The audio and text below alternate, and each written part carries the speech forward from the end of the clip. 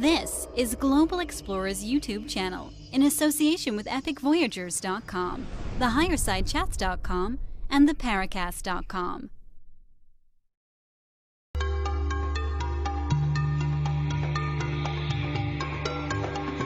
You've entered the Paracast with your hosts Gene Steinberg and David Biedny.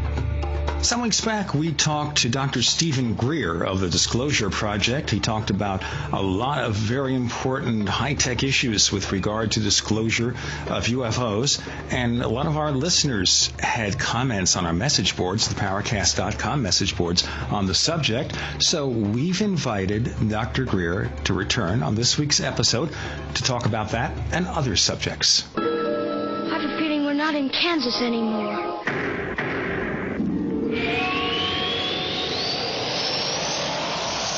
This is Tim Beckley, Mr. UFO, reporting for ConspiracyJournal.com. Fascinated by the strange and unknown, things that go bump in the night, UFOs, time travel, Area 51, the Philadelphia experiment, shady government cover-ups? Don't be left out in the lunar cold. Sign up now for our weekly online newsletter and receive our snail mail catalogs. Go to ConspiracyJournal.com or email Tim Beckley at MrUFO@WebTV.net. It's all out of this world. You're in the Paracast with Gene Steinberg and David Biedny. You never know what's going to happen next.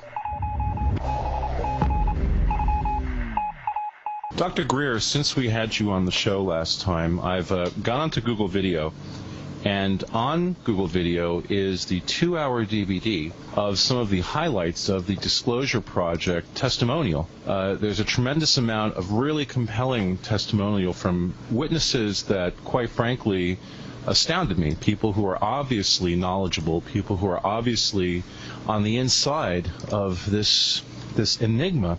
And, I mean, some of the specific testimony really blew my mind. My first question for you is, what happened? I mean, to me, there's more than a half a dozen smoking guns in this testimony.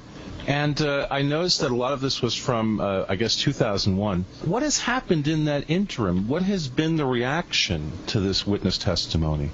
Well, actually, the reaction's been very strong. I mean, we've had many members of Congress inquire about it that I personally met with, and as well as people in other countries. But as you know, former Minister of Defense in Canada, Paul Hellyer, saw it and was really quite amazing. And I ended up meeting and had a press conference up in Toronto in May. The World Affairs Journal had a whole section of their journal that is read by most of the foreign ministers and prime ministers around the world. It's really sort of the international counterpoint to the Council on Foreign Relations Foreign Affairs Journal, and they have been pursuing this issue very actively. And, of course, it was covered very extensively on the BBC and throughout the Chinese media and elsewhere. So what's interesting is that the least informed people in the world on all of this, I believe, are Americans, which is an interesting thought in and of itself, but it makes sense since the power center for the world right now is in America.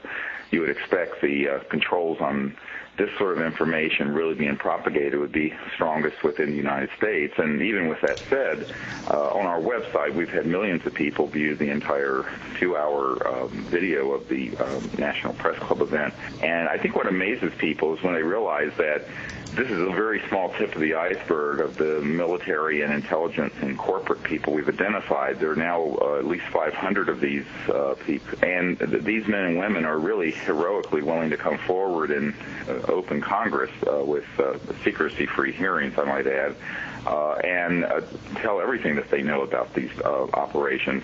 I have a former Air Force 3-star general who would like to do that and come forward. So this is not, speculative, and the testimony ranges from, colonels and air traffic controllers to senior FAA officials to people who are manning the Strategic Air Command nuclear facilities. And, these are not people who, just fell off the turnip wagon. These are people, and they also, I might add, have corroborating witness testimony to the same events, other people, as well as government documents and what have you. So what I say to people is that we do have smoking gun information.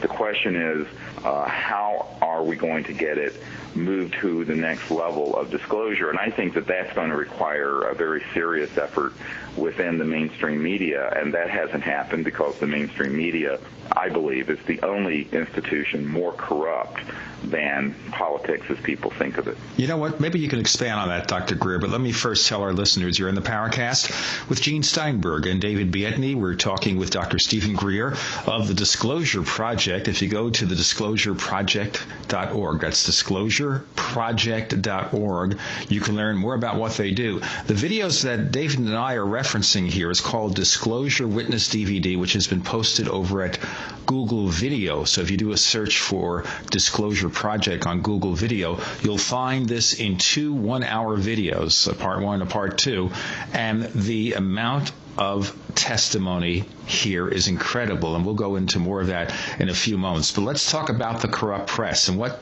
ways is the press corrupt? Well, you know, in America in particular, I think people are very naive. It's like you tell a lie often, you tell it often enough, and people will believe it. People believe we have a free press, but we don't. And I think it's important for people to understand. I have up on our website at disclosureproject.org a CIA document from 1991 that clearly states that as of that time, that they had assets within all the major media, wire services, news magazines, and networks to alter, change, kill, spin stories as needed.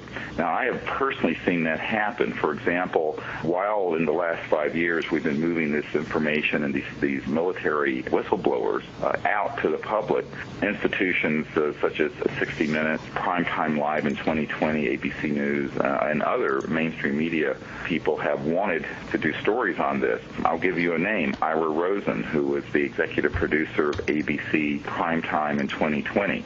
He had been Mike Wallace's right-hand man at 60 Minutes and got an Emmy for his research there. He actually came to my home here in Virginia near Monticello, Thomas Jefferson's home, and met with us to discuss this. And I gave him all 35 digital hours of my director's cut of the 110 hours of this top-secret testimony. He took hundreds of pages of top-secret documents back with him. He told me this was the most important secret he had ever come across, and that, you know, he really wanted to do a series of 1-hour programs on Primetime Live in 2020. Well, after the Disclosure Project press conference in 2001, I got back in touch with him, and I said, Ira, where's this program? How are you doing with it? He says, well, Dr. Greer, they won't let me do it. I said, Ira, you told me you were the executive producer in charge of all these programs. Yeah, who's they? Yeah, well, I don't own the network. And I asked him, I said, who are they? He just said, well, Dr. Greer, you know who they are, rather ominously. And I do know who they are. There's this sort of a wrong idea out there that the Washington Post and Newsweek and all these big media conglomerates actually can tell any story they want. They can't, and they don't. We've proven this, I mean, over and over and over again. I'll give you another example. Peter Jennings wanted to do a 2-hour special on UFOs for ABC News. Of course, I was skeptical he'd be allowed to do anything serious, but we got involved with it on the ground floor, and Mark Obenhouse is an Emmy Award-winning documentary maker. He was there. He and I met with his other associate producers for a couple of days of meetings. We gave them everything we have, and when they finally came out with that special a couple of years ago, they had sanitized out every single military top-secret witness that you refer to on this videotape that you saw. All of it fell on the cutting room floor. It was people from trailer parks saying they saw a light in the sky, yada, yada, yada, ad nauseum. This is what happens, and I think that what the American public are going to have to do is demand an accountable media and a new media. I have found that on Capitol Hill, for example, that there are senior members of both parties that I have met with, and I'm talking chairman of committees cities who are very interested in this, but they said, if we touch this, it's like the third rail. We're going to get zapped, and we're going to be called Senator Moonbeam or something, and the media are going to pillory us. So what has happened is that this sort of transnational covert group that really runs the financial, corporate, technological, really high-tech secret programs around the world really also control the big media. And I don't mean the small media, and I'm certainly not talking about your show or a small local show, but when you start talking about CNN and you start talking about ABC News and these sort of entities and the Washington Post Company and Newsweek, these people are absolutely pulled on a leash, and I have seen it. The military affairs correspondent for the Wall Street Journal did a very, very long interview with me and some of our witnesses, and then he wasn't allowed to run with that story. So there's a book out there called, the title's Into the Buzzsaw, and that Gore Vidal did the foreword for, and it talks about journalists who've gotten close to very explosive stories and have had their lives threatened or their careers ruined, and seen how these things have completely been kept secret. Not a conspiracy theory. The fact is, the media is the single biggest problem to disclosure, ironically. Along those lines, Dr. Greer, some of the witnesses who go on record on this video I watched on Google Video, people like Brigadier General Stephen Lufkin. I mean, when you have a Brigadier General, that's not just anybody. That's a fairly high-placed authority. To your knowledge, have these people had negative repercussions in their personal lives? Have they been threatened, or have they had pressure put upon them after putting their faces and their names and their testimonies into the public record?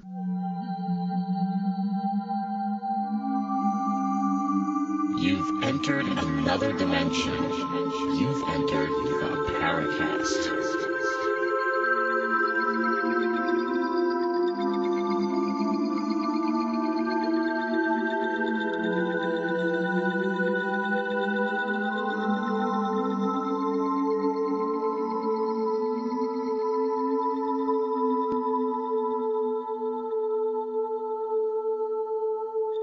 You're in the Paracast with Gene Steinberg and David Biedny. If you want to contact us, send your messages to news@theparacast.com, news@theparacast.com. And don't forget our dynamic and spirited message boards. We have to have new phrases every episode, by the way, Dr. Greer. But David asked a very important question there, so we're anxious for the answer. Go ahead, please. Yes, well, it's interesting, and it's a bit of actually a long answer and a short answer. The short answer is no.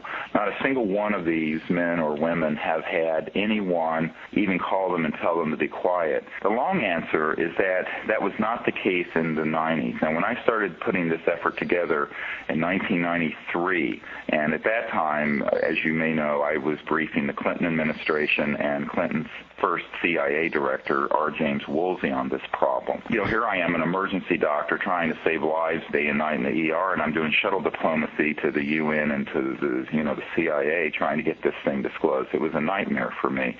But to be honest with you, in the 90s, we did have some security problems, and some folks came to me from within some of these classified projects and asked if we wanted protection, and I said yes, and I authorized protection to be put in place. At this point, we have not had anyone so much as make a phone call to tell any of these people to be quiet. Unfortunately, this was not always true. We did have some really terrible things happen in the 1990s. There was a former CIA director, Bill Colby, who was in the 90s was going to hand off an operational energy device that was based on studying the extraterrestrial vehicles that have been looked at over the last 60 years or more. And the week he's going to meet with a member of my board of directors, they found him floating down the Potomac River. And his best friend, who's a full bird colonel, set up the meeting, told us, and came to the funeral of an associate of mine who was assassinated, helping us get this out, that he had been taken out because he was defecting from this group. It was at that time that I said, we're going to put in place what we have to put in place to see that this never happens again, and we did do that. You're dealing with the ultimate, the mother of all dirty tricks department. Absolutely, absolutely. You see, I'm wondering here, is it strictly UFOs that gets the CIA or whatever riled up with the press? And the reason I wonder about that is because you could read the New York Times, for example, and the New York Times will have articles in in there that cover NSA surveillance of American citizens, and that seems to get out there. But when it comes to UFOs, that's where we're seeing a problem, evidently, right? It's not just UFOs, but it has anything to do with a matter that would alter the balance of geopolitical power. And the reason this issue is key to that is because, nobody in the business, by the way, uses the word UFOs. They use the word extraterrestrial vehicles. They use the word exotic propulsion devices. They use the word fast walkers if they're at NORAD tracking these things on a dedicated console number 52, if you're listening. Now, this term UFO was only invented after they knew they weren't unidentified and they knew they didn't fly, not in any normal aerospace sense of the word. You're dealing with devices. Many of the ones that are seen, by the way, by people are man-made, and they are based on very advanced energy and propulsion devices. Some of them are extraterrestrial in origin. But the point is that the information around this whole subject, which has become a wastebasket word, UFOs, and has its own sort of cachet of kookiness and abductions and all this stuff, and I have a baby floating around Alpha Centauri weirdness. Oh, you don't? Okay, just wanted to check. You get onto all this crap. But the point is that the UFO word was invented after they knew that that's not what they were. And so it's a sort of a Orwellian mind screw. The point is that the energy and propulsion systems behind these things, what you have to understand, would forever alter the grip this particular group has on how the world runs. There are 200 or 300 individuals and corporations that pretty much run the world. And it was interesting when I was at this press conference with the former Minister of Defense, Paul Hellyer, in Toronto. He very directly said, look, there's two governments. There's the government that we elect, and it basically has no control over anything important. And then there's this permanent government.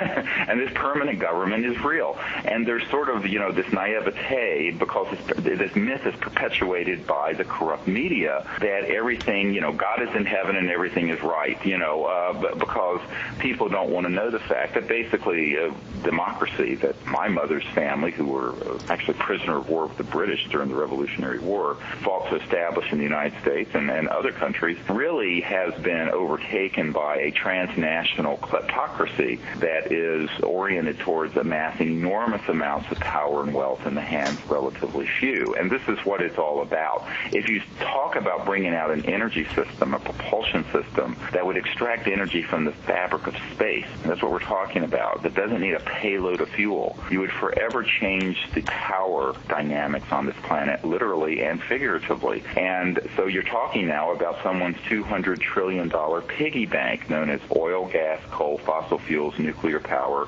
centralized electric utility grids. All that stuff has been obsolete since before I was born. This we can prove. Now, the question is, many people say, well, gee, wouldn't that be great? We'd solve global warming. We'd solve world poverty. We wouldn't have to be in the Middle East. And I say, yeah, that would be a great thing, except the folks who are really calling the shots would also no longer be able to maintain the tight, centralized control that they have today. And so it's really an issue of geopolitical power, and lots of it. We're not talking about, something that's a minor issue. This would be a bigger revolution technologically than everything that's happened between the dawn of the Industrial Revolution and today. But here's a question that comes to mind, Dr. Greer, because this is a topic I've done some research on, and I've spent a lot of time thinking about. If we assume that at this point, with the current rate of consumption of natural resources like oil and coal and natural gas, that what we're essentially playing is a zero-sum game, okay? Right. If we extrapolate this into the future, 100, 200 years from now, essentially the world as we know it, if current tracks continue, is essentially shot. It's destroyed, essentially. Right. So if you have these power players that currently control all of the wealth and all of basically the power, you have an energy device. You have this thing that could extract energy from the fabric of the universe. Doesn't it stand to reason that these guys would be the first guys that would want to essentially control it release it, and at that point, you're talking about even further wealth being generated. It seems to me like these guys are already positioned to be the power players in that scenario. That's a misconception that many people looking at this subject have concluded. In fact, the CIA director had a similar question for me, and I said, look, it's not that simple, because, yes, of course, they already have these technologies. If you go to these compartmented projects that are at Lockheed Skunk Works and elsewhere, they have them. But the issue is, if you have something that's the size of a heat pump or smaller, and it's really no more esoteric to make than a generator, it costs a few hundred to a few $1,000s, but there's no longer the flow of energy into it from the power grid. Same thing with the engine under the boot of your car. If you were to go to look at your car, you've got, say you're driving a Chevy Suburban, that engine's worth maybe $5,000. So what? The oil it's going to use over the life of that car is worth somewhere around $60,000. So what you're doing here is that, yes, there would be a new business for this new widget, this energy device that would extract energy from the quantum vacuum space or zero-point energy field, but there would be no need for the supply line and the centralized supply line.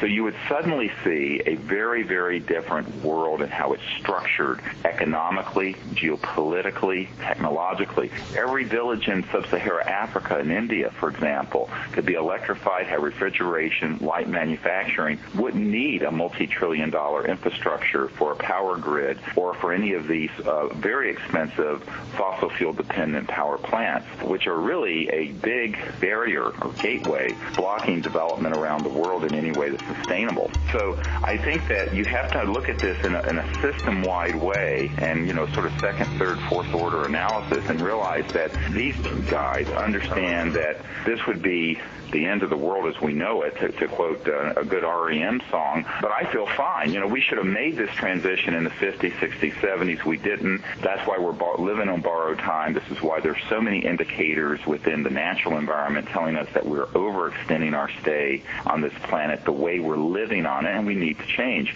But that's very difficult for people who would then see that their grip on the centralized economic and energy systems and technological systems of the planet would slip away.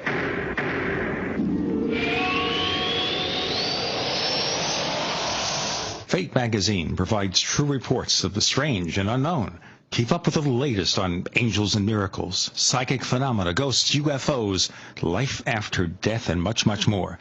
To receive your free issue of Fate magazine, call now at 1-800-728-2730 or visit their website at www.fatemag.com.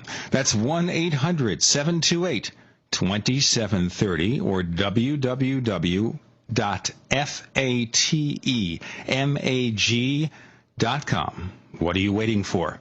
Your fate awaits. You're in the Paracast with Gene Steinberg and David Biedney. You never know what's going to happen next.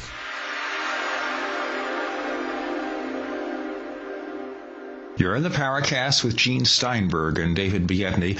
We're talking to Dr. Stephen Greer of the Disclosure Project. Go to disclosureproject.org to learn more. And by the way, ladies and gentlemen, if you want to get in touch with us, send your messages to news@theparacast.com or enjoy our spirited and dynamic message boards at theparacast.com. So let's go to the other part of that answer, Dr. Greer, please. Sure, and I think that one of the key things to remember is that big breakthroughs in these technologies occurred between the 20s and the 50s. I mean, people are shocked when they hear this. If you go back and do a study of this and an ethnography of the whole culture around secrecy, you'll find that when these things went black was early 1950s. I have an Office of Naval Research document that talks about their experimental work with T. Townsend Brown, the so-called B-field Brown effect that had caused this electrogravitic or magnetogravitic anti-gravity effect. This was actually open source mainstream aerospace information information. Nick Cook, who was a writer for Jane's Defense Weekly, a very prestigious journal, we encouraged him to look into this, and he did, and he came up with a book called The Race to Zero Point. And he also wrote articles a few years ago for Jane's Defense Weekly about this. And this is a matter of fact-checkable reality that these technologies were known and being experimented with between the 20s, 30s, 40s, and 50s. But by the time they really realized that they had something that was extraordinary, and also that some of that research that was very much being done within the realm of human R&D got empowered and augmented by being able to study some of the extraterrestrial devices that we were able to acquire. This caused them to realize that, you know what, we better put the lid on this and lock it down. And that's when, by the way, Eisenhower lost control of it. Eisenhower, during his presidency, and I know he was bitter about this at the time of his death, and we know people who worked with Eisenhower, had essentially lost control of the military-industrial, corporate, laboratory, financial complex. Now, he mentioned that publicly, too, by the way. He warned about the military-industrial complex. Do you feel this is part of what he was warning about? This is the chief thing he was warning about, okay. And I have no doubt about that. And because he knew about this issue, he had been briefed on it, but what happened is that this sort of the 1,000 tentacles of this octopus got control of it and basically began to lie to him. By the time Jack Kennedy took Eisenhower's place in January of 61, and by the way, when Eisenhower said, "Beware the military-industrial complex," that was his last speech to the nation as President of the United States in January of 1961. Why does a five-star conservative Republican president and a five-star general say this? Well, it's because he knew he had been stabbed in the back in this regard. Of course, Jack Kennedy also had an interest in this issue, looked into it, knew that these things from outer space, quote-unquote, I'm quoting from a CIA document we acquired from a source I have at the NSA, who had it and handed it off to us. It's in our book. It's a very interesting read if you want to read it carefully as a document. But basically, Eisenhower and Kennedy in that era, they were really frustrated by this secrecy that went out of their reach. Fast forward to the presidency of Clinton, by the time I got involved with the Clinton administration and was an adult man at that point, what I found was that he was very much wanting to know about the subject, and so is the CIA director. And when I put together the witness testimony, the documents, and the project code names and numbers, and by the way, we have some of them, that he could use so that the president could penetrate this project, he chickened out. He put his tail between his legs and he ran. And this was one of the real disappointing experiences of my life, was seeing how our political leadership, when they get to the edge of this precipice, have always stepped back from it and are not willing to step into the breach. As a corollary to that, Dr. Greer, what is your opinion about reports through the years of different types of election fraud that might have elected presidents? And we talk about 1960, for example, when Kennedy seems to have been elected by a lot of dead people in Chicago. Okay, we talk about the 2000 election, which was basically decided by the Supreme Court. And to this day, there were still controversies, which, by the way, we will be exploring in future episodes of the Paracast, over the election in 2004, especially Ohio, which was certainly a pinpoint, turning point, pivotal point in that election. So do you think that the powers that be were just the political parties doing their own dirty tricks, or electing presidents against the voters' wishes by playing with a few statistics or something else? Well, there's been corruption in politics since the beginning of time, and this is nothing new. I think what's disturbing is it becoming more high-tech, and with the electronic voting machines, the Princeton study that came out last week clearly indicates that it's child's play to tamper with those and alter the results. There were precincts and counties in Ohio in the 2004 election that had more people vote for Bush than are even registered voters in the area. I mean, this is not possible. So, there's obviously some problems going on, and it's not hard to do. The question is, who's doing this? I don't think George W. Bush himself is, but there are people who want to move certain chess pieces around on this board. And at that time, they wanted to keep that chess piece in play. You see what I'm saying? People are way too simplistic about understanding how power is exercised. It's not quite that clumsy. Now maybe many years ago, it was very clumsy when they whacked Jack Kennedy. And by the way, I've talked to one of the men who was on the logistics team to set up that assassination. There's no question that it wasn't a hit from the corporate and intelligence community. The question is why? Not the CIA? My own view of it is that James Jesus Angleton, who is the big mole hunter and leak stopper of the CIA, he's the one who signed off basically on Marilyn Monroe's death warrant. If you get my book, I have a new book out Hidden Truth, Forbidden Knowledge that you can get at disclosureproject.org, and that document is in that book. And I describe how I discovered that around that time James Angleton was very involved in trying to stop any leaks on this issue from coming out. And if it looked like it was a situation getting out of control, using contract people, he would then authorize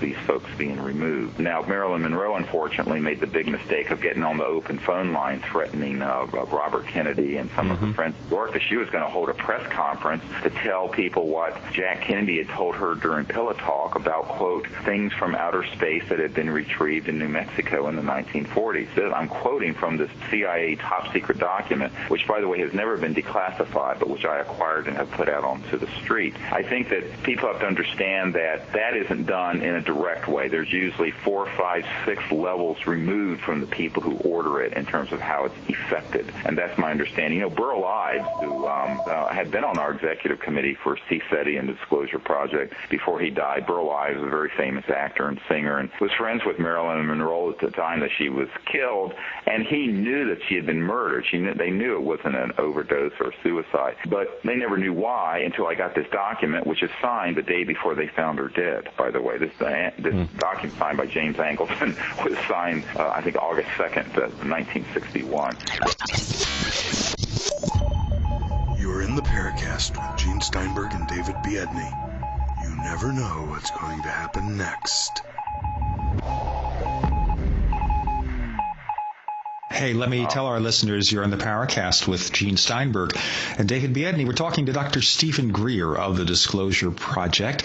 You'll learn more about his books and everything else that the Disclosure Project is doing at disclosureproject.org. If you have a comment or a question about the show, send your letters to news@theparacast.com and visit our spirited, dynamic, exciting, fantabulous message boards at theparacast.com. Dr. Greer, let's continue with this thing here. Now, this CIA document that you're referring to, you say it's classified, but you got a hold of it, you've released it on the street. Has someone from the CIA come back to you and said, this is top secret, Dr. Greer, you shouldn't be releasing this stuff? I had an FBI guy say, you know, this is a non-declassified, top secret document, and it's X number of years in prison and whatnot. I said, well, fine, come put the handcuffs on, because my first call was going to be to Ted Koppel and to some other folks. And I said, here's the headline: emergency physician goes to jail for releasing document that proves that not only are the UFOs real, but that the agency was involved in whacking Marilyn Monroe to keep it quiet. I said, you want that to hit the news? Go ahead and arrest me. And the guy's mouth dropped open. Well, I mean, you know, look, Dr. Greer, but you'd make that call. So, yeah, I would say, come on, you know, if they want to do it, fine. But Dr. Greer, I mean, you'd make that call, but based on what you said before, Ted Koppel would hang the phone up on you, wouldn't he? No, not when it comes to something like, you know, it's one thing to cover the subject. It's another thing to cover something where someone who's a public figure, millions of people follow the work we're doing, millions, and that person is arrested, they wouldn't be able to keep that quiet. So, you know, what I tell them, I said, come on, make my day. You know, let's get on the dance floor. You want to put the bracelets on? I mean, I hate to sound like that, but at a certain point, see, you cannot give in. If you're going to do what I've been doing for the last 10 or 15 years, you absolutely cannot be intimidated by that kind of nonsense, by anything, even a death threat. Because if you are, you're not going to stay in the game. You're going to stay out there on the fringes.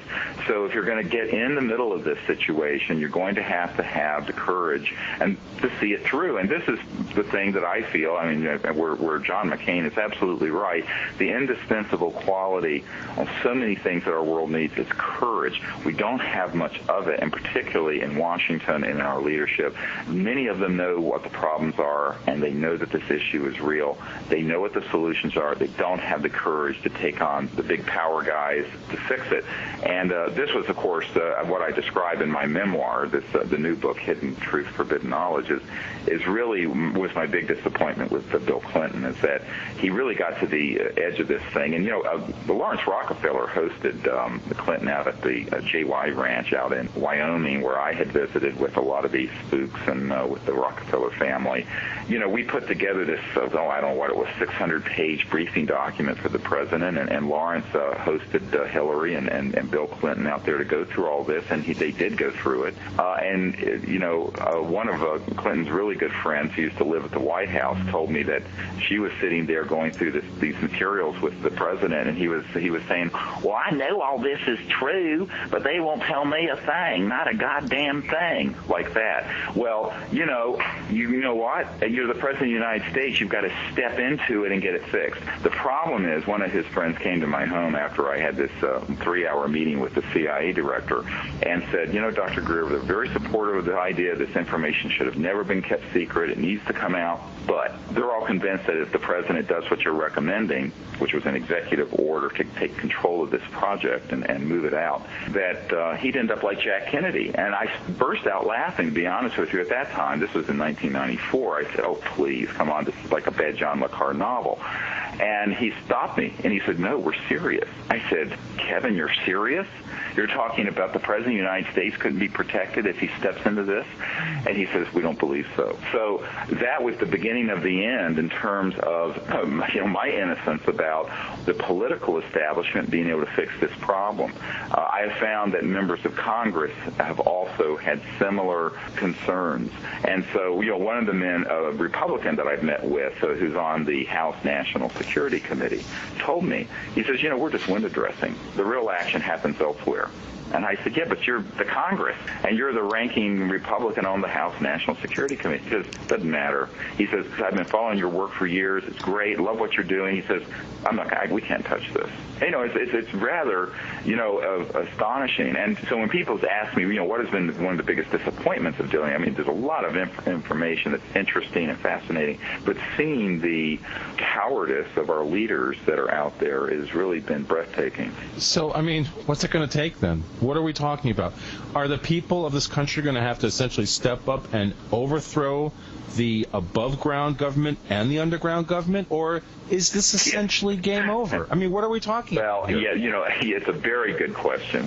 Here's what I think, and this is why we're working very hard to identify people who understand these technologies. And I think what we have to do is, as a civilian group, do a civilian Manhattan-style project to build up these energy generation systems and bring them out independent of the government. And at that point, generate enough resources and enough funding to simply either create a new media that's powerful or take over a couple of the ones that exist. Now, people hear me talk like that. They go, you've got to be kidding. I said, no. Why not do a hostile takeover of CBS or ABC if you end up having something that would be a new technology that could begin to be the operating system for a whole new civilization? We can't sit back and think in a small way. We need to sit back now and say, look, here are the facts. Here are the technologies we know that are extant. These are not theoretical. Here are men that we know who have worked on these projects. Why can't we put some resources, and I mean some serious venture capital funding together, not billions, but a few tens of millions, and get these things built up and bring them out to the public? I think that's what we're going to have to do. I think it's a huge mistake for us to sit around and wait for the government or this other group to fix the problem. I think that we, the people, have to get together and do it. It's a real message of empowerment, and this is why I lay the responsibility for the situation in the world right back at everyone's feet. I don't think you can just look away and say, oh, Big Brother's screwing things up. We all have a responsibility for the planet that we're leaving our children and our grandchildren, and I think we have to step up to the plate and take some serious efforts and some very well-organized efforts to do this. It gets so complicated on the UFO field. We've been exploring this thing for a lot of time, way before the show even premiered last February, and you find that a lot of people claim to have various elements of important knowledge, and a lot of it is contradictory. So how do you look at this thing and say, is some of this really government disinformation, and is some of this true? How do you separate the wheat from the chaff? And frankly speaking, we've had a lot of comments about different guests on our show in our message forums, and some people will say, well, this person is maybe part of the cover-up. In fact, we had a couple of questions suggesting maybe Dr. Greer is assembling all this information, and maybe he's part of the disinformation. So how do you answer that? Well, if I was part of the disinformation, we wouldn't have virtually zero funding in our bank account. The ones who are awash in a lot of money, they're part of the disinformation, and I can tell you who they are. But the fact is, you have to do your research. And when I got involved with this field, like I said, I'm a country doctor here in Virginia. When I go to a meeting at the Pentagon. I say, look, I'm just a doctor here who got involved with this. My uncle designed the lunar module that put the first man on the moon, by the way. And when I was a little kid, I had some experiences and saw UFO at pretty close range when I was 8 or 9 years old, and I've had a lifelong interest. But what you've got to do is go to the attributed sources, and that's what we've tried to do with disclosureproject.org. We've tried to go to people, ranging from the 40s all the way up into the 90s, who were in military installations or in corporations or operations dealing with this subject directly, and who had direct information, not secondhand, not rumors, not people who, stepped out of a trailer park somewhere and, are telling some tall tale. And you have to do that. And then you have to back it up with documents, and you have to put together the mosaic. And what I've tried to do is put together the whole mosaic. Now, with that said, you're absolutely right. I believe more than 90% of all the information in the public domain on this subject is deliberately planted disinformation. You're in the Paracast with Gene Steinberg and David Biedny. You never know what's going to happen next. You're in the Paracast with Gene Steinberg and David Biedny. We're talking to Dr. Stephen Greer of the Disclosure Project. Go to disclosureproject.org to learn more about what he does, about his Hidden Truth, Forbidden Knowledge book that came out recently. And I'm going to look at that book in more detail, possibly in the future, as soon as we get hold of copies of it. And if you want to contact us at the Paracast, send your messages to news@theparacast.com. That's news@theparacast.com. Also, we welcome you to participate in our message boards with no adjectives. You can choose the adjective yourself at theparacast.com. Dr. Greer, do you want to identify possible sources of this disinformation so we can be forewarned, forearmed, etc.? Well, yeah, we can talk privately about that, but in my book, Hidden Truth, Forbidden Knowledge, I give a very good description of it. Basically, here's your litmus test. If something sounds like it's really designed to scare the bejeebies out of you, it's probably disinformation. Fear is one of the chief ways that masses of people are controlled. Now, you got to back this up to sort of an anthropological and even neurobiological study of humans. The fight or flight response, the desire to survive, the early tribal roots of human civilization all come into play in terms of how good disinformation, I know that sounds like an oxymoron, but effective disinformation, let me say, is developed. For example, there's an enormous amount of information out there about good aliens and bad aliens and abductions and mutilations and vivisections and this and that. Oh, look, having taken a hard look at about 90% of, like I said, everything out there on this subject, I've come to the conclusion that it's very carefully concocted disinformation that's designed to lay the foundation for what a number of our military witnesses have described to us as a cosmic Gulf of Tonkin scenario, where eventually they would like to be able to say, hey, look, we're not alone in the universe, but we need a few extra $1 trillion to put weapons in space and have the next level of military, industrial, financial aggrandizement by having another whole world to fight, like War of the Worlds. And so there's an enormous amount of information out there on this subject that I think is centered around trying to scare people, and that there are advanced technologies, including things that look like UFOs that are man-made and creatures that look like aliens that aren't, that have been used to create a mythology around the subject that scares people. And I think it's very easily done. What a lot of people don't realize is that the work that's been done in electronic and also energy has had a corollary in the biological sciences. And speaking as a medical doctor, I'll tell you that the first cloned higher life form was not Dolly the sheep in Scotland back in the 90s. We have been dealing with projects in this country that were sort of the, as you might want to look at it, the sort of the furtherance of some of what was going on during Adolf Hitler's Third Reich, that have dealt with some pretty crazy biological experiments. And it's my assessment that a lot of the information out there that has set up this new duality of, good aliens and bad aliens, and now we have something else to fight out in space, has been a deliberate multi-decade plan to put disinformation out there to lay the foundation for a future conflict and a future aggrandizing of the same power centers that control the world today. Because just as the terrorism card can be overplayed to get things done that are wrong, so can this issue. And so the demagogues that are out there and the shills working for them are very capable of manipulating the subject into a matrix of a lot of fear and foreboding. And I think that is precisely what has been done. It's very, very hard to get involved with this subject without quickly tripping over all kinds of terrifying ideas and scenarios. And I believe that this is something that has been deliberately done to eventually control human consciousness on the subject. And I think that's a very dangerous development. There's no question, Dr. Greer, that fear has become the primary manipulation vehicle in terms of certainly setting political policy in the United States. The GOP has been running this incredibly nauseating ad with a ticking time bomb showing, specific images of Osama bin Laden and specific claims of aggression.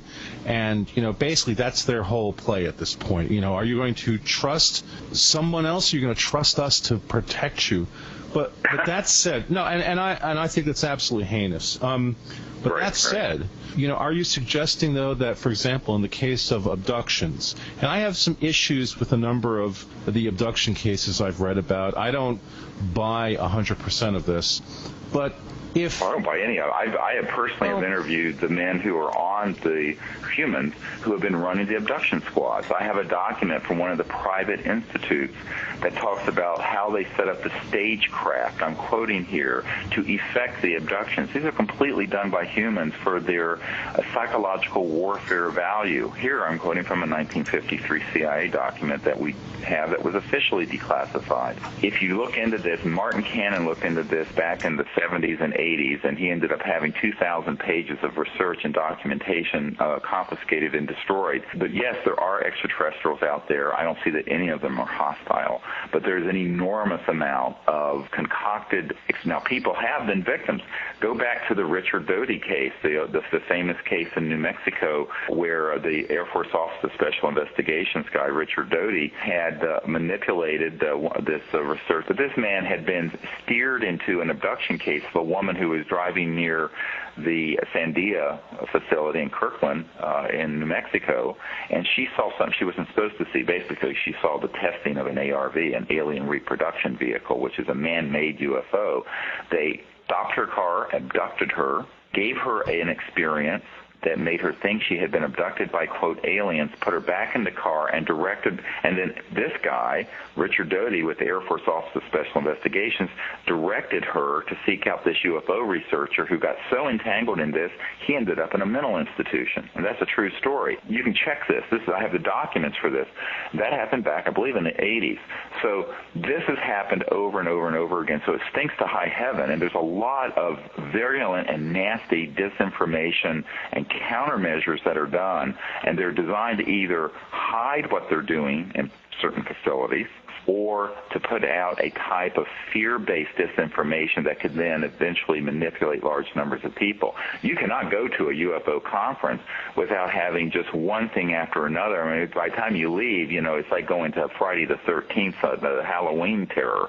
And I think that this has been done through a very well-orchestrated design to convince people that there is a threat from outer space.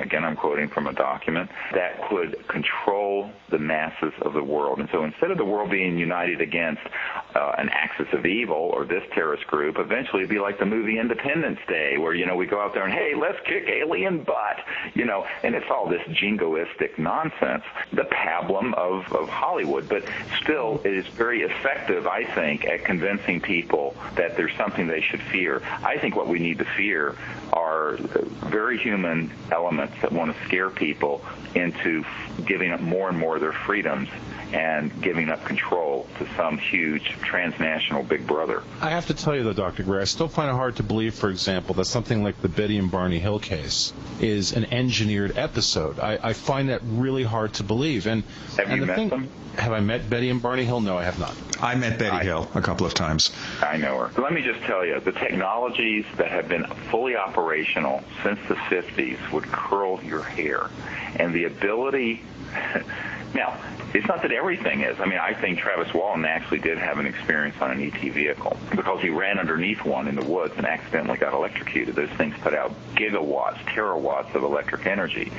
And what happened to him is that he accidentally had an electrostatic arc hit him. It was like a lightning bolt. They stabilized him and then returned him. And if you actually talk to Travis Walton, it's not at all like the movie Fire in the Sky, which was complete disinformation. In fact, when I talked to Travis about this, and again, I go to the original sources because I'm able to do so. Most people out there who are consumers of retail ufology get the spin. They don't get the truth. And this is what's really concerning to me, quite frankly. But Travis Walton wasn't tortured on board that extraterrestrial vehicle. They saved his life because they probably had to defibrillate him. I mean, being an ER doc, what happened to him sounds very much like a bad electrocution that was accidental. And then once he was stable, they returned him. And his account of actually what he remembers on board that ET craft was that they were very supportive, very kind. He's the one that went out of control and started attacking them, and they had to restrain him. But then he was returned. I think it was, there are cases where people have had encounters and very close encounters with these things, but to think that there is some kind of an agenda that, they need to come through interstellar space for my sperm and Marianne's eggs. Oh, please. This is, anyone who knows a rudimentary amount of information about genetics and genetic development would know that you wouldn't have to do it that way. So much of the stuff that's out there doesn't even pass the sniff test of scrutiny.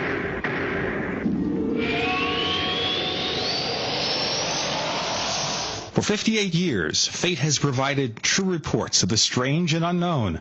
Fate brings you the latest in all aspects of the paranormal, like angels and miracles, psychic phenomena, ghosts, UFOs, and much, much more.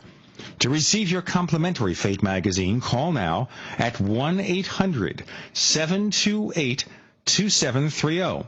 Or visit their website at www.fatemag.com.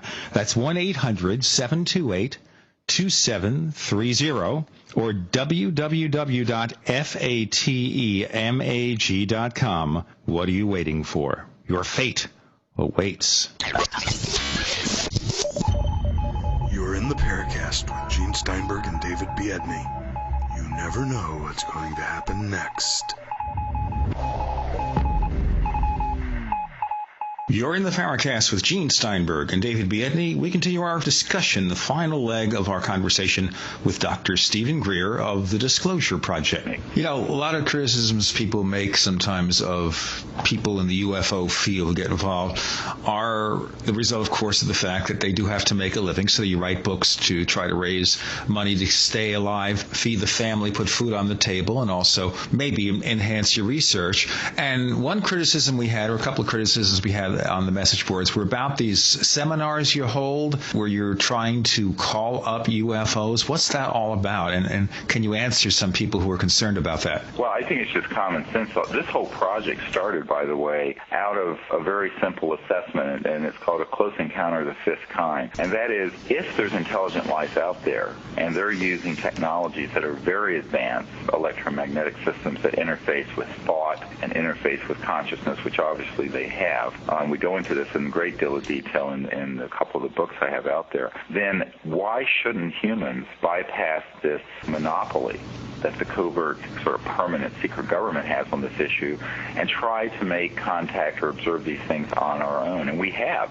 And so what I've said to people is that why can't humans be citizen diplomats? Just like during the Cold War, there were, physicians who became citizen diplomats to the Soviet Union to help break down the barriers that were created and that were bringing us to the brink of nuclear extinction. I think it's very important for humans to do a similar thing. And why not? Why should all UFO research be retrospective, just studying things that happened 10 years or 20 or 50 or 60 years ago? There's something going on. Let's say a big wave of sightings starts somewhere in the Pacific Northwest. Why can't there be a rapid response team that goes there using various technologies and very advanced understanding of how extraterrestrial communication systems work, try to make contact with them and let them know that there are some people on Earth that would be interested in contact in a way that wasn't militaristic or covert. That's all we're doing. And that's called Ambassadors to the Universe, and it's a training program. We do 3 or 4 of them a year, and it is a very important part of what we're doing, because I think one of the things that has to happen is that if you understand the Sheldrake's morphogenic fields, which I think has a lot of validity, things really happen by a certain pattern developing and then non-locally propagating, both in consciousness and in thought and in action. And I think that it's very important for us to begin to create a morphogenic field that's peaceful and that is trying to do something constructive with this issue rather than remaining in this state of fear. And so the whole CE5 initiative, as it's called, a Close Encounters of the Fifth Kind initiative, where humans attempt to make contact with these intelligent life forms, is really about interplanetary diplomacy and interplanetary contact in a setting that's peaceful and that goes beyond the prejudices and fears that humans often bring to the unknown.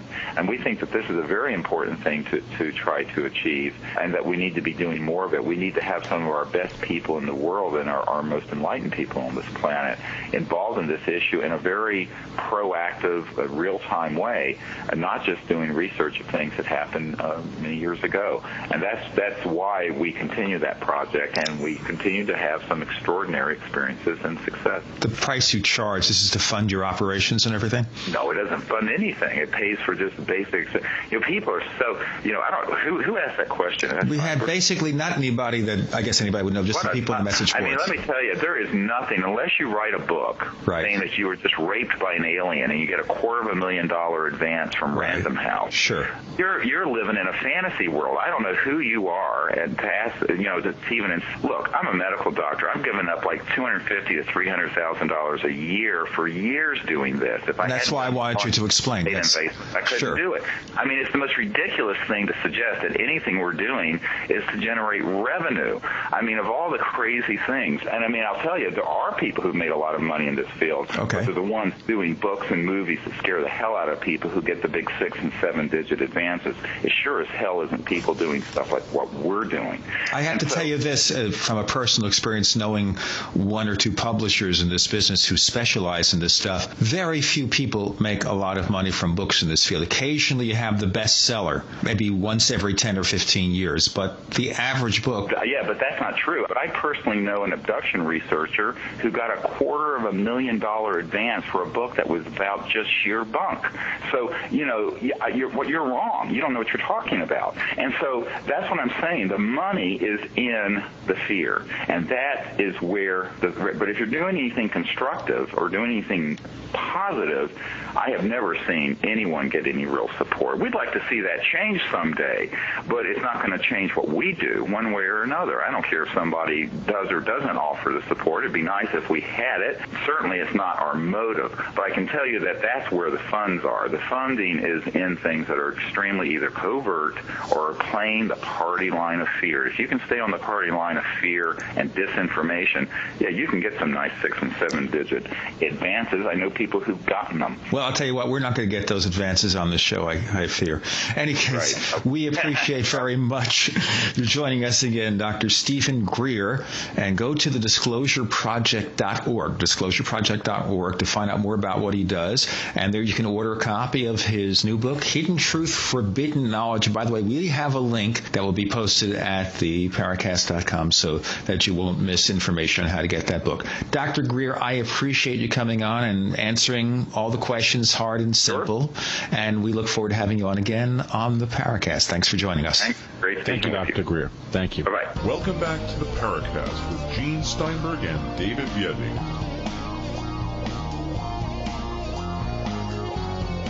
First, a quick reminder about next week on the Powercast. We'll be hearing from Tom Hartman, who's going to talk about parapolitics, such as election frauds. He's a well-known radio talk show host. As many of you know, he's on Air America and also has a nationally syndicated show. You'll also hear from Linda Zimmerman, who will give us the heads up about ghosts in New York. And now, one of my favorite spirits, the one, the only David Biedney. Jeff Ritzmann is one of those very interesting combinations of extreme experiencer and dedicated UFO researcher.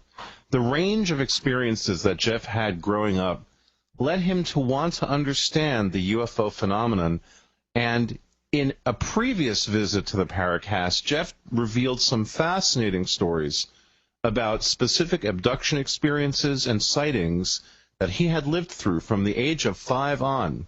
In today's episode, we're going to talk with Jeff about more of the topics that he finds fascinating in this realm, specifically his interactions with some well-known names in the UFO field, as well as some experiences he had in Gulf Breeze, Florida, a hotspot of UFO activity for a number of years. You know, David, that's what I'm really interested in, because years ago I interviewed the fellow who possibly put Gulf Breeze on the map, and that was Ed Walters, a builder who supposedly had his own range of sightings. Now, I interviewed Walters. I didn't believe him, and I'm really curious to see how Jeff handles the issue of Gulf Breeze, because, as a matter of fact, Ed Walters, and he was also known as Mr. Ed originally, was not the only... That's Mr. Ed, too. A horse is a horse. Please don't go there. Let's just go and sit down and listen to UFO researcher Jeff Ritzmann as he returns to the Powercast.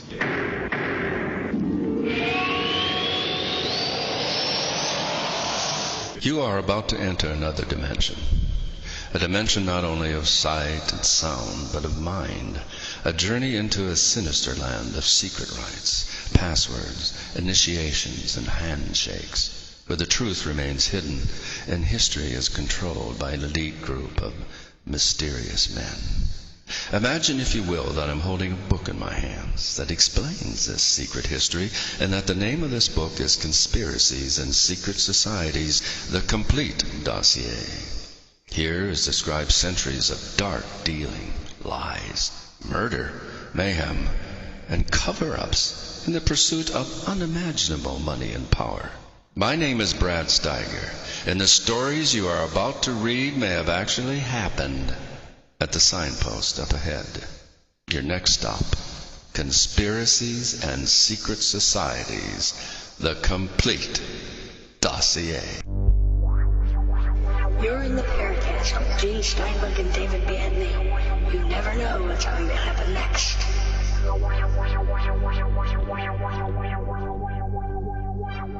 So Jeff Ritzmann, in our previous part of the show, we were talking to Dr. Stephen Greer of the Disclosure Project, and he said basically that all abduction cases are fakes, and that if there's any genuineness at all to them, it's because they were engineered by the powers that be to fake all these events. What's your opinion? To be honest with you, Gene, it's like this kind of thing you hear every now and then, and I have to go back when I was really heavily involved in the whole abduction investigative stuff, because I was trying to talk to other people just to get an idea of what might have been going on with me, and I actually got involved with a couple of researchers that were fairly high profile at the time, and they started what amounted to an abduction support group, which I think was one of the very first ones ever to be started anywhere, where people would get together and talk about these kind of things and find similarities and that kind of thing. I won't forget one time that there was a show on TV that week, of course, that everyone had watched in the group, and everybody was talking about it. And I believe that C-SETI was one of the topics covered on this particular show. And I remember one researcher saying to me that needed to be done, because what it did was it portrayed C-SETI in a very negative light, almost in the air of a cult-like mentality. And I really hadn't thought of them in that way. I had seen them on Sightings before, which was a big show at the time. I remember this researcher, I said, what do you think about what they said about Greer and C-SETI? And I remember him saying to me, they portrayed it like it should have been, that needed to be done. because people often talk about the whole UFO subject as, oh, it's a cult. And what he said to me at that point was, that's about as close as to a cult as what you're going to get, and I think that needed to be exposed and that needed to be shown. The interesting part about that now, and hearing what he's saying now about this kind of thing, is it almost seems to be mirroring other cases that I've seen that have adopted a cult-like mentality, in that everything is false, or everything is, psychotic issues, or it's the government. It's nobody's in really good contact with other things other than the person who's proliferating their own agenda. You know what I'm saying? So that kind of fits to me that he would say something in that vein, because truthfully, I've seen a lot of claims by Greer that I haven't seen any evidence of. I mean, they claim to be able to vector in, they call alien craft, to within several hundred feet. Where's the videos of this? I mean, this would be big news if this was actually happening. We're talking structured objects, not just lights in the sky type stuff. And I'm yet to see one thing out there that supports that. I mean, not so much as one video have I seen that supports that kind of... Before David asks his question, let me tell our listeners you're in the Paracast with Gene Steinberg and David Biedney, UFO researcher. Jeff Ritzman makes his second appearance on our show. David? Well, Jeff, I asked Dr. Greer that same question the first time he was on our show, and in fact offered to go to one of these week-long events that he did with a video camera to get the video of that thing coming in. But I have to say, the reason that we had Dr. Greer back on the show was that since we had him on the first time, I found I guess there's a 2-hour compilation of the 100 and some odd hours of testimony that Greer has compiled from these high-level military people. And 2 hours of this are on Google Video, and I watched this stuff, and I have to tell you, the testimonial, the overall tone of it, and the bulk of the information was incredibly compelling. You had things like, brigadier generals basically coming clean about the involvement of the government with this topic.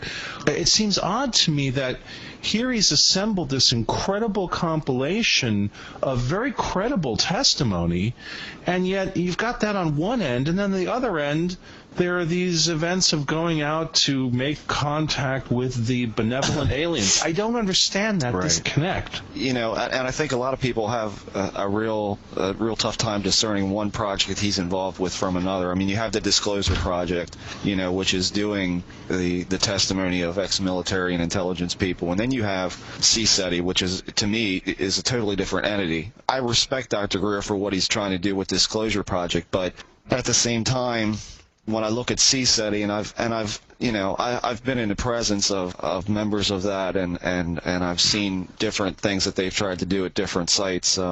I know one particular place was Gulf Breeze that I was down there, and there was some CSETI folks there. But, it is weird that you would soil one thing with another that doesn't seem to be quite on the up and up. But, and I have to say this because this has been a recent argument on a message board I was on that was asking what people thought of Dr. Greer and all this. And I said to them, I said, well, you only need to go to the CSETI website and look at where they're speaking of lectures and or these outings that you were talking about going on to Vector and Craft. You have to really read through that website, because not only are you going to find on there that it is really expensive and covers really very little except some training materials, which is the equivalent of, like, I guess, books and so on and so forth. They are really expensive. But not only that, you also, when you participate in one of those, field projects, you actually have to sign what amounts, in my opinion, to a non-disclosure agreement, that you cannot post any video of this event without their permission. It belongs to you and CSETI. You can't disseminate the information at all. You cannot talk about what was talked about. It's all very quiet and hush-hush. And that, to me, that's immediately suspect right then and there. I mean, if you know how to do this kind of thing, and you're wanting to be this diplomatic ambassador, then tell everybody. What's the holdup? Well, that's the thing I didn't understand. There seemed to be a disconnect here, where he's saying that the ways they've tried in the past with the Disclosure Project apparently haven't worked. Whatever the media is controlled by the powers that be, whatever is causing it, it hasn't worked. So let's be goodwill ambassadors to the extraterrestrials, to bring them here, to present ourselves as friendly, as willing, as open. But then if he's conducting these training sessions and what happens isn't being disclosed, then is he any better than the people who get involved? Exactly. I mean, I said that on the message board. Yeah, I said that on the message board. I said, isn't it weird that, somebody who has a project called the Disclosure Project has a non-disclosure agreement that you have to sign before you can even get involved? I mean, that to me is just really, really crazy. And when I look at the whole contacting and being goodwill ambassadors and all the training materials for that, I immediately have to ask what qualifications does one need to be able to be the ambassador to that? And I hate to say this, but who is Greer to have to set something like that up? Well, this is not new. There have been programs through the years in the UFO field to get in touch with the aliens. I'll show you the way. I have the way and the truth and the method to contact the space people, and you work with me, and you will learn these techniques too. And I worry about that. I'm concerned about that.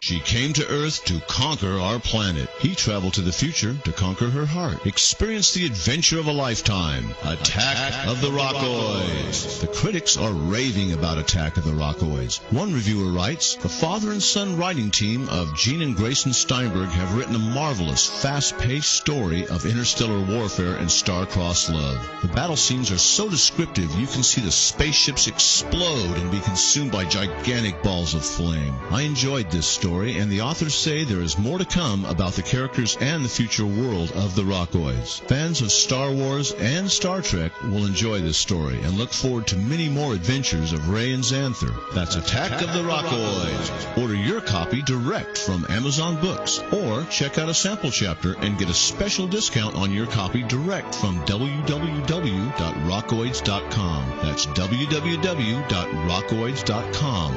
Attack of the Rockoids in the grand science fiction tradition.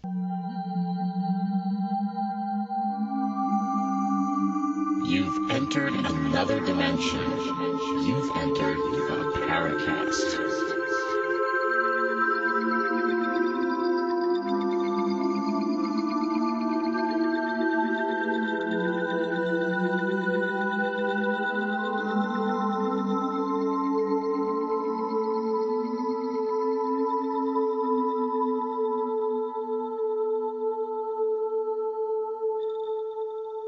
You're in the Paracast with Gene Steinberg and David Biedny. UFO researcher Jeff Ritzmann joins us. In our previous episode, he talked about some very unusual experiences he has. And today we're going to talk about, I guess we call the good people, the bad people, and somewhere in between involved in UFO research. And if you have a comment or a question, send your messages to news@theparacast.com, news@theparacast.com, or check out our message boards at theparacast.com.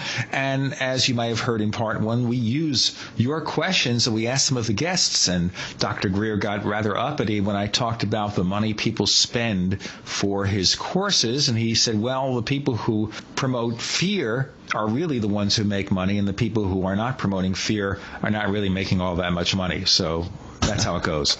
Well, just before we continue, guys, I just downloaded the confidentiality agreement from the CSETI site, and there's an interesting thing here. I don't think a lawyer went over this, and I'll tell you why. Here's the wording. I further agree that should I photograph or videotape any UFO-related events during field work or any phase of this training, that CSETI and I shall share unrestricted use of said footage. I agree to provide CSETI with the original video or photograph if requested, or a first-generation copy if requested. I further agree that any photographs or videos taken by me shall not be sold or released publicly without the prior express written consent of CSETI. Now, that last statement essentially contradicts the first statement. If you're sharing access and distribution, how could they have veto power? It doesn't make sense. Unrestricted is the key word there. Right. Well, I would think then it's somebody who just wanted to disclose and spill the beans would simply say, well, the heck with you, I'm going to disclose it. Go ahead and sue me if you want. All right. Yeah, it doesn't happen though. I mean, we had a member on another message board had said, I'm going this weekend. I'll come back. I'll tell you everything. He came back. He said little to nothing, and eventually it just dropped out of sight. And I said, well, there you go. I mean, regardless of whether it's binding or not, people aren't doing it. As far as footage of any of these craft, any of these sightings, I haven't seen anything, even barring what was seen on like years ago on sightings and whatnot, where he had his lasers and the sounds and everything going at the same time. I saw little to anything that would say there's anything other than airplanes.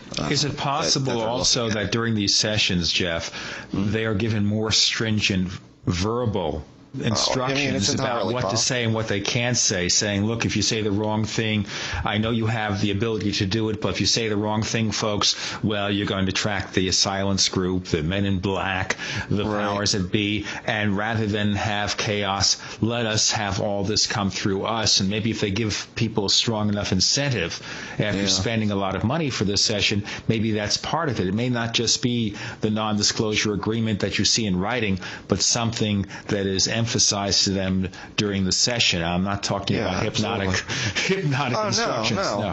No, but there's always, any of these cases like this that you go through, or any of these groups that you go through, you're always going to find that there's a certain amount of fear that goes on with them, from a case that you've talked to certain individuals on, that it is a fear-mongering type of case, right down to, you don't want to disclose this stuff on your own because you may be attracting people that you're not, equipped or prepared to deal with. In other words, the government will come out after you, and you're not ready for that. So it would be in your best interest. Now, we're speculating here, ladies and gentlemen, by the way. Okay, I just want to make sure that everybody understands. Absolutely. We do not know, other than this non-disclosure agreement, what people are being treated to during the sessions until or unless someone comes forth and says, I went to the session, this is what happened, this is what didn't happen, this is what was told to me. That's all we know right now. Right. I mean, I should say, that I'm not at all, opposed to going on one of these things, but, what I'm opposed to is, forking out over $500 to do it. I mean, that's, I've had, I guess depending on how you look at it, I've had pretty good success already, without him, in seeing some stuff that I probably didn't want to see. But, it's throughout the years I've seen these little groups pop up that, some of them get huge and some of them don't. And, I never wanted to belong to any group because I never wanted to subscribe to, even MUFON. I've never joined MUFON in my life, and everybody has hounded me. Why aren't you in there? You'd be a great field investigator, blah, blah, blah. I said, because there are things that MUFON has said that I don't agree with. Well, let's talk about that. MUFON. Now, I'm a member of MUFON, a card-carrying member of MUFON. Right. Now, I do not necessarily subscribe to everything they say, but I'm a member to get the newsletter and get their content and everything. So tell me, what is it, Jeff, that prevents you from joining? Well, at least in my state, at the time we had a fantastic state leader, and of course at the time Bruce Maccabee was, I believe, the big cheese in Maryland for MUFON, and probably still is. But there were speakers that would get brought in that, I would think, why is this person at MUFON? There were people brought in to talk about everything from, Venusians inside the planet Venus. That kind of 60s, 70s, shtick of what UFOs used to be about, and of course then you get some interesting stuff. You would hear about, local cases and whatnot, but I just got the feeling a lot of times that I'm not sure that they really valued a lot of what people coming into the group had to say, or what they had to present, I guess is what I should say. It took me a little while to get acclimated to the group locally, who pleaded with me, please join. But at the same time, I would read old newsletters that were given to me at meetings and whatnot, and there were some things said about certain cases in there that I'm like, well, how do you know that? And I couldn't put my finger on any one thing, but I always thought that, what if you get involved in a group that seems great at the time, but then all of a sudden just destroys its credibility in one move? You're right on the boat. I'm not going to be on that boat. So, it's, and that could apply to anything from, the most outlandish cultistic, group right down to something as normal as MUFON. I don't think it's that wise to be involved in any of these groups because you're always kind of railed into, this is MUFON's official stance on it, or this is so-and-so's official stance on it, and this is what we believe. And, why would you want to be put into a group where, you're talking about answers? We don't even have all the questions yet for this thing. So, but, I just have a problem with that, Gene and Jeff, let me play devil's advocate here for a moment, because I totally agree with what you're saying, Jeff. I mean, there are very few groups in my life I've belonged to, because I find that once you get more than two humans together, it gets a little ugly. That's why we have three people here, but we're not all humans, so it doesn't matter. You see? Oh God, Gene, take your meds, Gene. I am taking. You forgot to take your fun. Drink the beer. Drink your beer. The pill bottle is empty, my friend. Oh, good. I had 10 before the episode, and that's. It's not enough. And it's showing. But seriously, the reason that you would go to a MUFON meeting would be because there's an assumption that if there's a group of 50 people, you're going to find 2 or 3 people that you can have a discussion with about this topic that you'd have a hard time finding out in the real world. Look, you go to any group, and you're going to find versions of reality that are extreme. You're going to find, someone in that group is going to be out in left field so far that they're just out of sight. So the problem is, in discussing this topic, what I've come to realize, especially through doing this show with Gene, is that it's so easy to step over the threshold. It's so easy to say something that more than a few people are going to misinterpret. It's so easy to just appear to be completely out of your mind that you almost have to step back and say, all right, look, there's a signal-to-noise ratio. There is some amount of signal that's useful, and there's usually some majority amount of noise that is exactly the opposite of useful. Yes. But, the thing is, you look for those 2 or 3 people that maybe will help you further your own understanding a little bit. Isn't that worth it?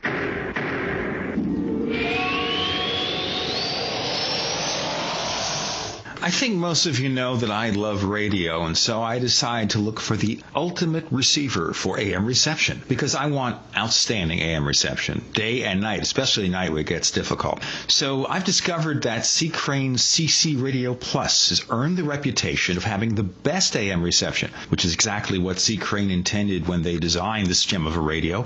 Along with its legendary AM reception, it also has excellent FM reception, a weather band, TV audio, and the ability to run on batteries for, and listen to this, 250 hours. So whether you use it as your bedside radio in your kitchen or at work, the CC Radio Plus will give you the pleasure of clear AM reception.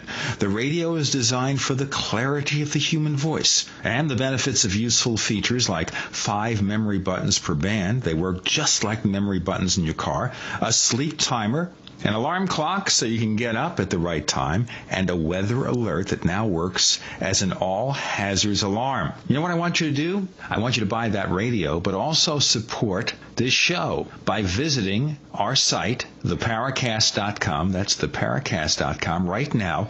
Click on the C. Crane sponsor button to order the CC Radio Plus for $164.95, and that includes free ground shipping and a free C. Crane catalog. Place your order today.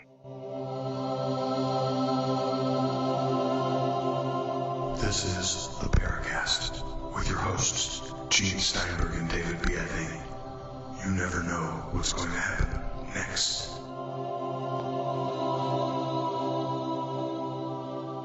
Hey, let me tell our listeners, you're in the Paracast with Gene Steinberg and David Biedny, and we're talking for the second occasion on the show with Jeff Ritzman, a longtime UFO investigator with a lot of very strong viewpoints on the subject. If you want to get in touch with us at the Paracast, send your messages to news@theparacast.com, news@theparacast.com, and check out our wild and spirited and action-filled message boards. We have to have different adjectives every time at the Paracast.com. And sometimes, as you heard in our interview with Dr. Greer earlier on the show, we do ask the questions that you ask of the guests, and sometimes they appreciate it, sometimes they get a little uppity about it. Jeff, you were about to say.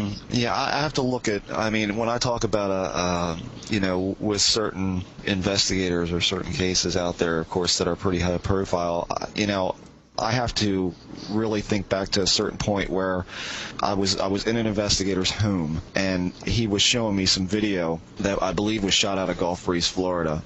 And this was some of the most ridiculous-looking footage I'd ever seen in my life. And to date, I still haven't seen that footage on any internet, on any show, on any broadcast whatsoever.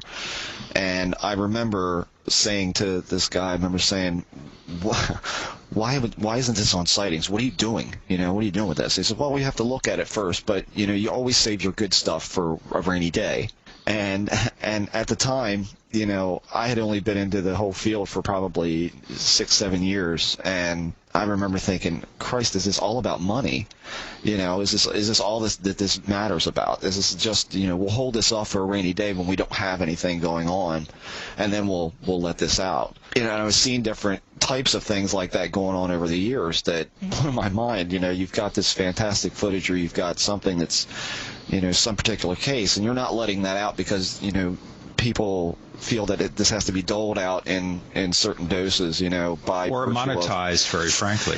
Exactly. I mean, I think back in '97, August 6th, there was a footage that came out of Mexico City of the really huge disc going behind the apartment building, and everybody probably remembers this. It started out, across the street shot. It zooms into the disc goes behind the building, comes up over the rise of the top, and then disappears behind another building and never comes back out. And that was 1997. And just by sheer luck, I was able to get a first-gen copy of that film. And when I looked at it, I digitized it, I put it in the machine here, and I started doing just frame by looking at the movement. And this was being touted as like one of the best ever recorded. I mean, this was legit, and this was this. And when I started looking at it, I started seeing really good telltale signs that it was a composite hoax using a 3D model and a backplate of the video that was seen. And in particular, that when it rose over the top of the building, that the camera was shaking, but yet the disc was not shaking. And that's pretty much, when you see that image sliding across the film rather than bumping with the camera at every exact point, you can pretty much tell that's not legitimate. It's called camera matching. And when you have poor camera matching in a CG hoax, that's your smoking gun. That is the smoking gun for that kind of thing. Right. Your disc is not going to bump with the rest of the film at every single solitary bump, which it should if it's a real object there in the frame. And I got asked to be on a radio show here. I don't know if it's so much local. I don't know if that was locally or it was tri-state area or what have you, but I was on with Dr. Maccabee about that, and the host of the radio show asked me, what do you think of this video? And I told him, and I said, I can show you frame by frame where this is happening. Dr. Maccabee, even though I really respect Dr. Maccabee and his work, but at the time, all he had to say to me was, well, our analyst with MUFON has some pretty mondo stuff, and he's looking at it right now. So he said, but at the same time, he said, I saw that there could have been evidence that the disc actually moved with the camera. No. And I was like, what? Oh, no. I was like, what? Come on. I was like, look, here it is. This is it. And I was the very first one to say that, and here, I guess it was 6 months later, I saw that Dr. Maccabee had produced this report from MUFON that said, it was a composite hoax, but it gave this really long and in-depth and fairly overstated scenario of why it was faked, rather than just saying it's a CG composite and here's how they did it, and here's the data behind that for a layman to look at. A layman would have said, what the hell does that mean? The way I explained it on the radio was just kind of, at the time, just poo-pooed away.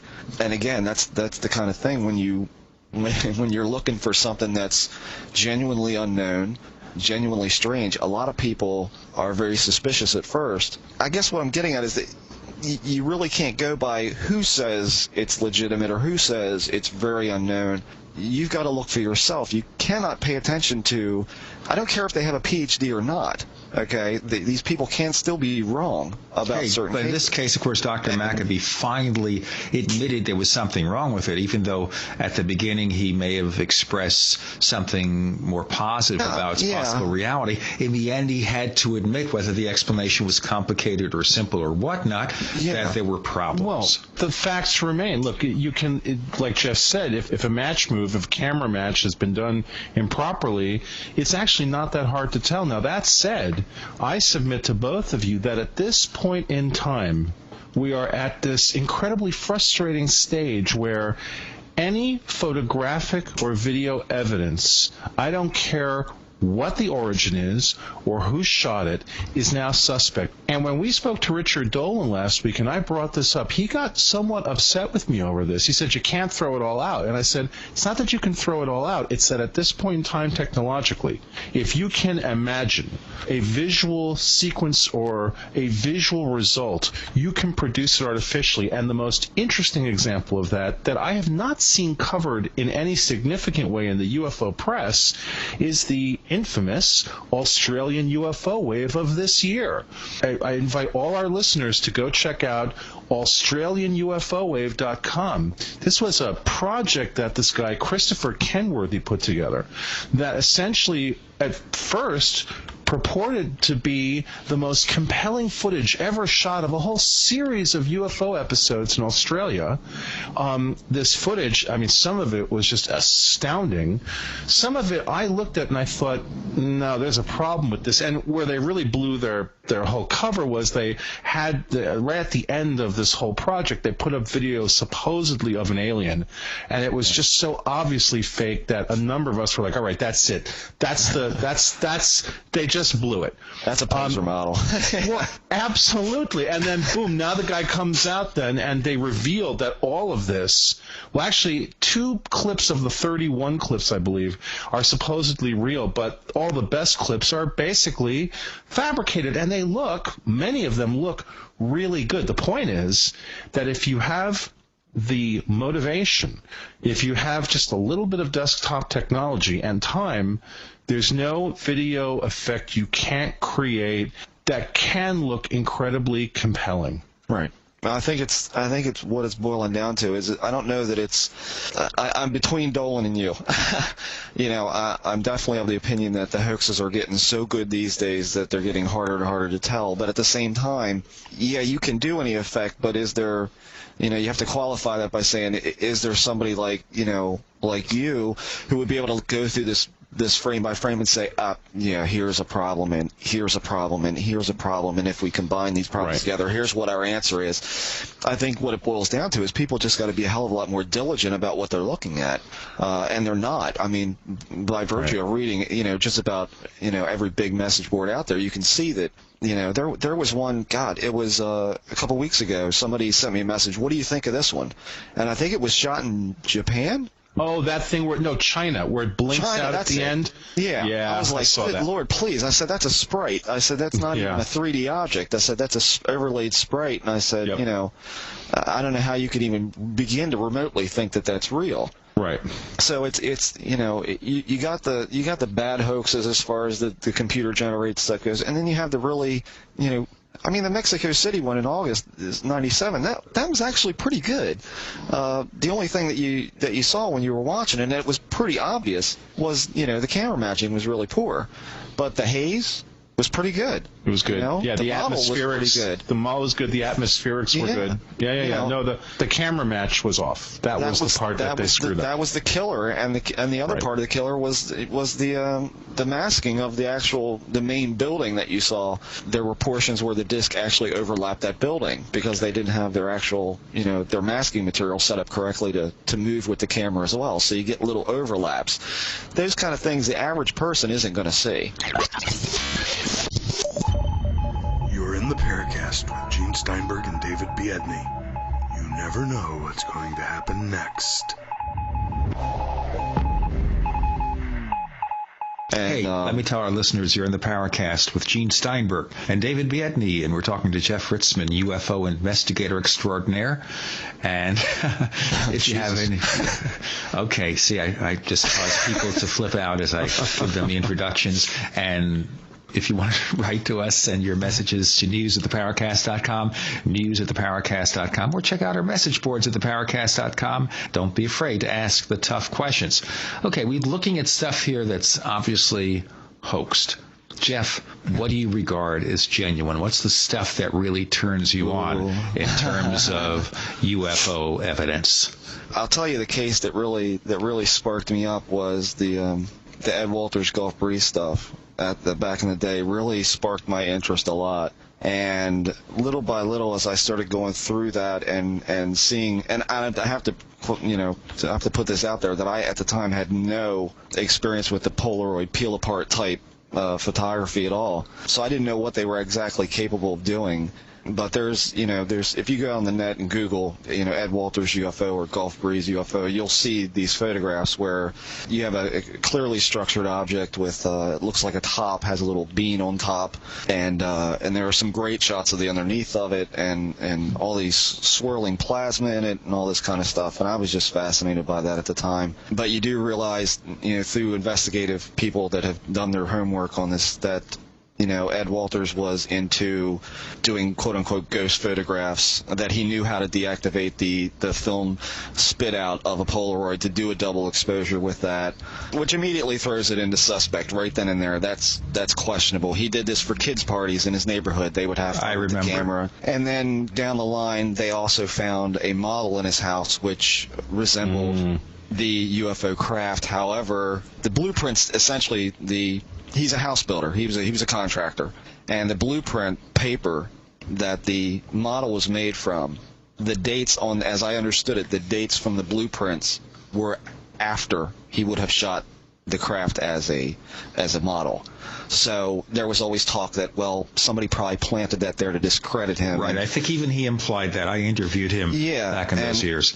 But you put all, there was even stuff where he had a UFO, one of these craft, going actually behind a tree. And you get, okay, well, that negates a double exposure. Well, it doesn't. When it comes to a Polaroid has this really interesting feature with its emulsion that it can actually, overprint a shot. And people found that out, and that was pretty well documented. All right, well, Ed Walters, let's put in the waste spin here. What turns you on? What's really good? I have to look at Gulf Breeze because I wrote a paper on Gulf Breeze years ago where I actually looked past Ed Walters. I said, okay, maybe, but let me look over here. And when you start going back over the Gulf Breeze history, there's a lot of UFO history in that area. Long before Ed Walters ever came on the scene, there was military sightings of strange stuff that the military actually photographed on the runway, and the photographs, when they were developed, showed absolutely nothing. And when I remember writing that, when one officer was asked how come they didn't show up in the photographs, he said, that's a good question. There was landing swirls, in the grass long before Ed Walters had his burnt patch behind the high school. And of course, Bruce Morrison and some other folks down there had been recording video out of Shoreline Park that was pretty damn strange. When you're talking about, they call him Bubba, it's the big red UFO that almost looks like a camera aperture in some of the videos, like opening and closing very quickly, and small little objects dropping out from it and zipping away. And that's heavy duty stuff when you're seeing that on a fairly regular basis. So basically, Ed Walters may have jumped into this stuff knowing there were possibly genuine sightings in that area, and maybe tried to cash in a little bit, perhaps. It could be that, or it could be that Ed had a genuine sighting. I also saw footage later on that Ed had shot many years later of a small silver ball that would appear, in the sky, say over the beach. And I saw a shot that Ed Walters had shot years later that was of a small silver ball that was floating in the air. A small silver ball as opposed to his viewpoint of it, but I'm sure it was fairly large for how big it was in the video. But he's on the beach shooting this thing, plain view, center dead camera, and he's got a man walking towards him with his back is to this object, and he says to the camera, if that guy takes 4 more steps, I'm going to yell to him to turn around. And as soon as he says that, this thing zips away so incredibly fast that even if you go frame by frame, this object is nothing more than a white dash. Okay, and this is before the advent of CG composite that anybody would have had access to publicly. And to put it, distinctly as I can, it absolutely didn't look fake to me. And Ed Walters did shoot it. And he also shot some other stills that were pretty compelling as far as I'm concerned as to something going on down there. When I went down there personally, I did not see anything, but I will tell you this. Some folks I was with at the time kept telling me, have you felt the tremors? And I said, no. I said, what do you mean? And they said, well, you mean like pinpoint tremors. You can feel it. When you're outside, you could be standing in a group of 5 people, and it'll feel like you drop down about 2 feet and then back up again. And I said, I've never heard of such a thing in my life. And the person next to you doesn't feel this? No, they don't. I said, okay, fine. I went the whole trip. I didn't feel a damn thing. And we're standing out in front of a hotel where they had the Gulf Breeze UFO conference. And I'm standing there getting a picture taken, and all of a sudden my feet drop out from beneath me, and I drop down. It felt like I dropped 1.5 feet, 2 feet down into the ground and back up. I mean, it was that quick. And I said, holy crap, what was that? You know, and somebody came up, did you feel that? I said, yeah, what was that? And they said, I don't know. You know, is it a weird place? Yeah. I mean, did I record something there that time? I did, but I don't say it was anything. It was a big deal at the time that, you know, a UFO had been recorded at the Gulf Breeze UFO conference in broad daylight.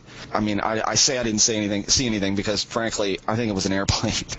But at the time, the conference made a humongous deal of it that I had shot this footage, and personally, I didn't see anything to it.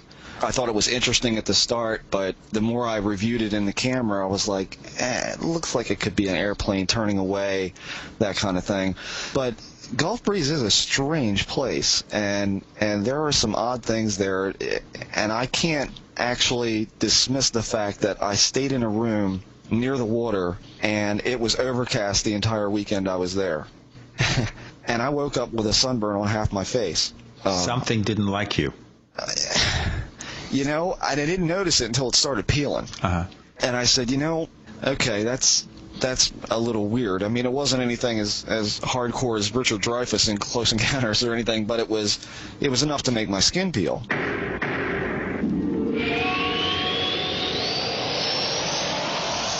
We have William Burns, the publisher of UFO Magazine, on the line. William, can you give us an offer for our readers about getting the magazine? Yes, I sure can. This is UFO Magazine, and I'm Bill Burns, the publisher, and here's an offer for your listeners. We have a special 5-issue introductory offer for first-time subscribers, $19.95 for your first 5 issues. Not available anywhere else but on the Paracast. So, Bill, how do they place the order?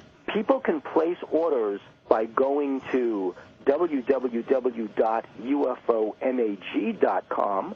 They can also place orders over the phone at 1-888-UFO-MAGA, or they can write to us at Post Office Box 11013, Marina Del Rey, California, 90295. Bill, give us that contact information again. It is UFO Magazine, Post Office Box 11013, Marina Del Rey, California, 90295, or they can go directly to www.ufomag.com, and they can also call 1-888-UFO-MAGA, and they can subscribe right over the phone with a credit card. You're in the Paracast with Gene Steinberg and David Biedney. You never know what's going to happen next. You're in the Paracast with Gene Steinberg and David Biedney, UFO investigator Jeff Ritzmann, talking about, I guess we call the heroes and villains of the UFO field and some of the cases that actually turn him on. If you have comments or questions, send them to news@theparacast.com. That's news@theparacast.com. And visit our message boards and tell us what you have to say. David. Jeff, the first time we had you on, we ended the episode starting a conversation, or at least just beginning to explore the idea of what your thoughts were about the possible sources of these entities, these craft. For the most part, when you read most of the literature that's out there, there seems to be a fairly predominant tendency to state that these are interplanetary craft. Mm-hmm. There are specific star systems, like Zeta Reticuli, that are referenced over and over. When we were on the show last time, you started to intimate that perhaps this was too constrictive of a view. So at this point, would you care to perhaps expand a little upon that thought?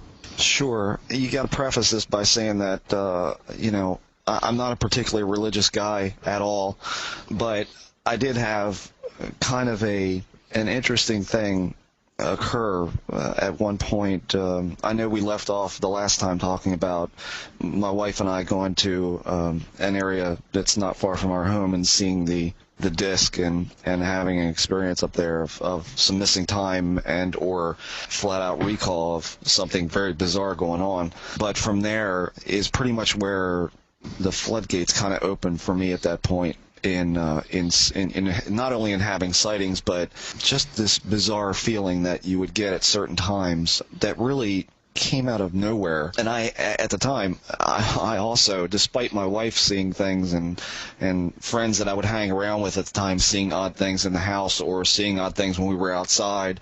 I mean, the bottom line is that I lost a lot of friends over this kind of thing because they just didn't want to be around it. And that was really, really bothersome for my wife and I, being, a fairly young couple at the time.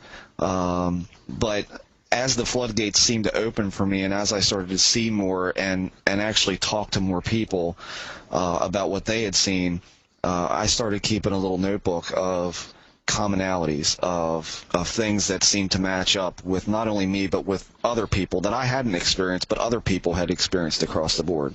And at one point, I got excruciatingly frustrated that there was no real answers coming forth to me over 13 or 14 years at the time that I could really put my finger on. And I said, this just doesn't smell like extraterrestrials from Planet X coming here and doing this kind of thing. There's this whole perception. There's this whole the perception issue is a big one for me because knowing and seeing how the mechanics of this thing seem to operate. I think Jim Mosley had said something about the trickster when he was on here with you all, just briefly mentioned that he thought that could be a possible kind of direction.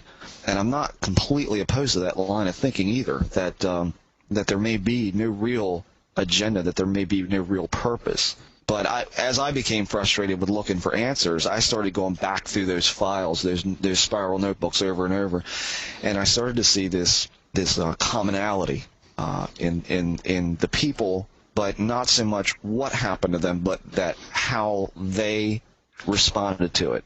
I mean, in the end, how they felt. You're not studying UFOs, You're not studying UFOs because we don't have any, okay, that we can get. You're studying the effects on people, UFO reports filed by people, and how it affected them. And as I started going through that, I saw that, number one, a lot of people who have sightings and or contact, abduction, whatever you want to call them, experiences, not only do they get divorced, they, if one has the experience and the other one doesn't, there's friction there. Because the one that does have the experience is going to have a burning desire to figure out why, almost to the point of obsession, that their mate is not going to understand nor want to be involved with. That often results in a divorce type of scenario because, you either have marital problems from lack of time being devoted to the marriage versus their search for, aliens.